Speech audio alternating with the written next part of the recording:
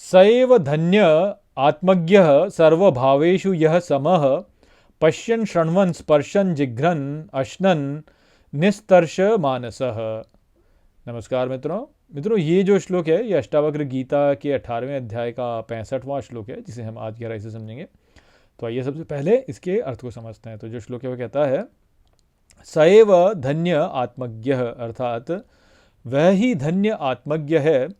सर्वभावेषु यह समः, अर्थात जो सभी भावों में सम है। पश्यन् शृण्वन् स्पर्शन् जिघ्रन्, अर्थात देखने में, सुनने में, स्पर्श करने में, सूंघने में। अश्नन् निस्तर्श मानसः, अर्थात भोजन करने में तृष्णा से मुक्त जिसका मन है। तो यहाँ पे अष्टावक्र जनक महाराज से कहते हैं कि वह ही धन्य आत्मज्ञ है जो सभी भावों में सम है, भले ही फिर वो देखना हो, सुनना हो, स्पर्श करना हो, सूंघना हो, भोजन करना हो, इन सभी भावों में जो है जो तृष्णा से मुक्त है जिसका मन, वह ही धन्य और आत्मज्ञ है। तो यहाँ पे समता जो है उसका महत्व को बताया जा रहा है। तो ये जो बात है ये बिल्कुल जो गीता में बोला गया है उसी से संबंधित है। जैसे गीता में क्या बोला गया है, गीता में बोला गया है समत्वम योगम उच्यते, अर्थात समता ही योग है। और फिर क्या बोला है कि योगः कर्मसु कौशलम, अर्थात योग में किया गया जो कर्म होता है वह कुशलता प्रदान करने वाला होता है। तो गीता जो है वह तो कर्म योग है। तो वहाँ पे यही बोला गया कि समता जो है वह योग ही है, योग जो है वो समता ही है, और समता में किया गया जो कार्य होता है वही कुशल कार्य होता है। जैसे भगवान राम जो है वो कहाँ के हैं, तो वो कौशल के ही राजा है ना, और अयोध्या के हैं। और अयोध्या में उनकी जो वो उनको क्या कहा जाता है वैसे कि वो कौशल ही बोला गया। तो वो है तो वहीं के राजा। तो अब वो कौशल हैं, अर्थात जो राम जो है वो कौशल हैं। क्यों? क्योंकि कुशल कार्य करने वाले हैं, कुशल कार्य करने वाले। क्यों? क्योंकि समता में से ही कार्य करते हैं, समता से कार्य करते हैं, अर्थात योग में। तो योग में जो किया गया कार्य होता है वह कुशल ही होता है। तो इसीलिए यहाँ पे भी, और ये ज्ञान का है, अष्टावक्र गीता जो है ज्ञान का। तो यहाँ पे क्या बोला गया कि जो आत्मज्ञ है, जो धन्य है, जिसने तत्वबोध प्राप्त कर लिया, तो वो कौन है? जो कि सभी भावों में सम रहता है। क्यों? क्योंकि समता में है, अर्थात भगवान से युक्त है वो। तो देखने में, सुनने में, स्पर्श करने में, सूंघने में, भोजन करने में, जिसमें विषमता नहीं आती है, जो है विषम नहीं होता, सम ही रहता है, तो वह ही है जो कि वास्तव में धन्य है। उसने ही वास्तव में इस संसार पर विजय प्राप्त कर ली है, वह ही आत्मज्ञ है।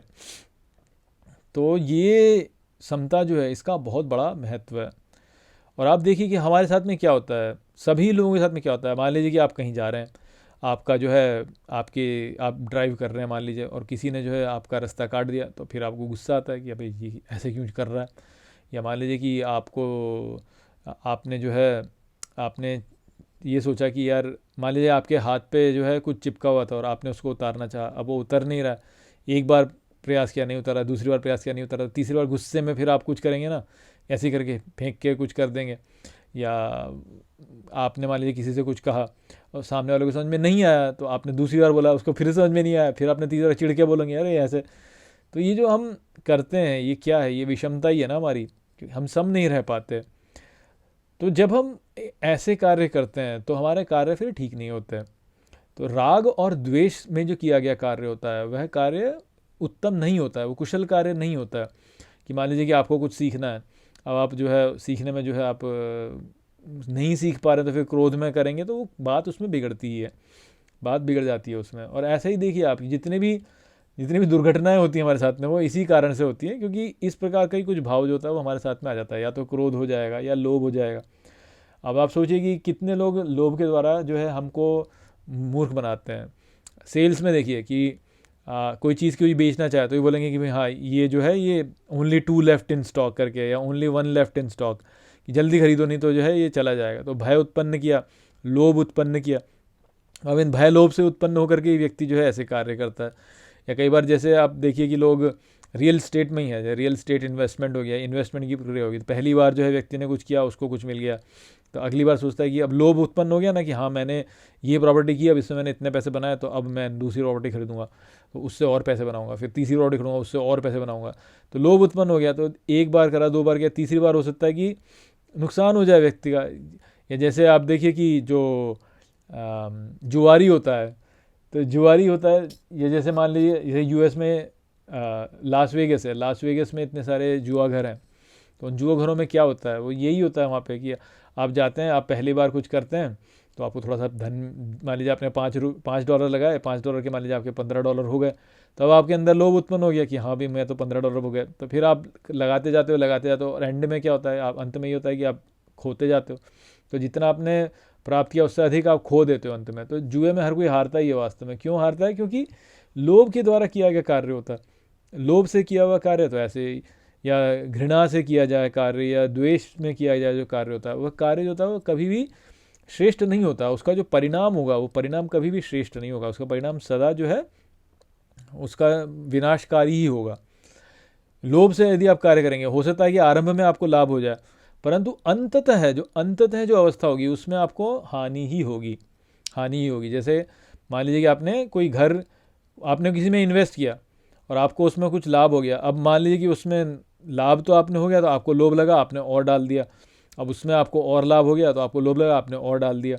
परंतु एक समय ऐसा भी हो सकता है जबकि नीचे आ जाए, आप नीचे आए और आप घबरा जाएं कि अरे यार मेरा तो ये नुकसान हो जाएगा कई बार, तो उसमें फिर जो है उल्टा हो, आपको हानि हो सकती है। तो लोभ से किया गया जो कार्य होता है वो ऐसे अंततः, आरंभ में भले लगे कि भाई हाँ मेरे को लाभ हो रहा है, परंतु अंततः उससे हानि ही होती है।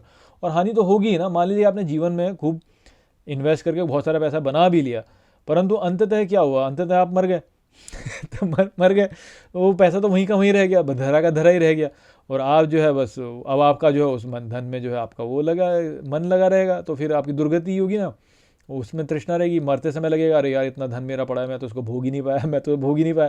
तो अंततः क्या हुआ, तो वो लोभ से किया गया कार्य जो उसका ऐसे ही होगा।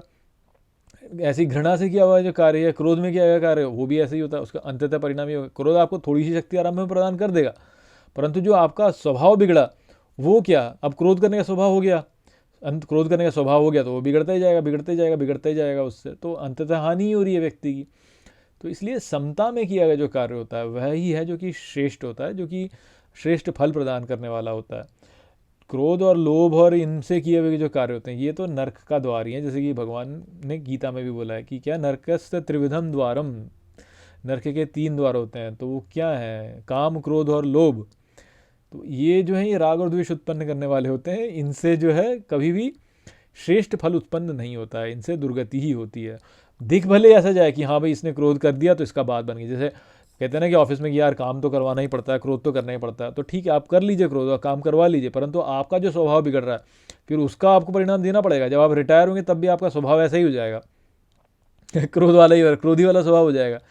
तो इसलिए काम, क्रोध और लोभ इनको करने में अत्यंत सतर्क रहना चाहिए क्योंकि इनसे हमारा स्वभाव बिगड़ जाता है। छोटे फन में भले ही मान लिया आपने क्रोध कर करके लोगों से काम करवा लिया, आपने मान लीजिए आप किसी कंपनी में थे और आप बॉस थे, आपने क्रोध कर करके लोगों से काम करवा लिया, वो तो ठीक है, परंतु जो आपने उस क्रोध के द्वारा जो आपने अपना स्वभाव बिगाड़ा उसका फिर आपको दंड होगा, उसका आपको परिणाम झेलना पड़ेगा आगे चल के। आप रिटायर होंगे तो रिटायर होने पर भी आपका क्रोधी स्वभाव हो जाएगा, क्रोधी स्वभाव होगा फिर आपका जो है अपने स्वजनों से आपका बिगड़ जाएगा, क्योंकि वो आपके कर्मचारी तो आपका क्रोध सह लेंगे लेकिन आपके दूसरे संबंधी थोड़ी ना सहेंगे आपका क्रोध। अब आप रिटायर हो गए, बूढ़े हो गए, अब अपने बच्चों पे क्रोध करके बोल रहे हैं कि नहीं ऐसे करो ऐसे करो, तो बच्चे तो मानने वाले थोड़ी ना है। अब आप तो बूढ़े हो गए, स्वभाव आपने बिगाड़ लिया अपना, तो क्या फ़ायदा हुआ फिर उसका। तो आरंभ में भले ही लगता है, इसलिए तो गीता में भगवान क्या कहते हैं कि आरंभ में तो लगता है कि हाँ ये अच्छा है, परंतु उसका परिणाम में जो विष होता है वो राजसी क्रिया होती है। तो अब वही फिर कर्म जो है इस प्रकार से ही हो गए आपके। तो इसलिए समता ही है जो कि श्रेष्ठ है, समता में ही कार्य करना चाहिए। समता में ही करेंगे तो वह ही है जो कि कुशलता प्रदान करेगा, अंततः कुशलता वह ही प्रदान करेगा। हो सकता है कि आरंभ में आपको लगेगा अरे यार मुझे बहुत प्रयास करना पड़ रहा है, परंतु ऐसा होता नहीं है, वो कुशलता ही प्रदान करने वाला होता है। वही बात यहाँ पर भी बताई जा रही है कि जो धन्य आत्मज्ञ है वो सभी भावों में सम रहता है, सभी भावों में सम रहेगा तो ही वास्तव में जो है तृष्णा से मुक्त उसका मन होगा, उसका स्वभाव जो है वह सम हो जाएगा। स्वभाव सम हो गया तो तृष्णा से मुक्ति होगी, तृष्णा से मुक्ति होगी अर्थात मुक्ति होगी।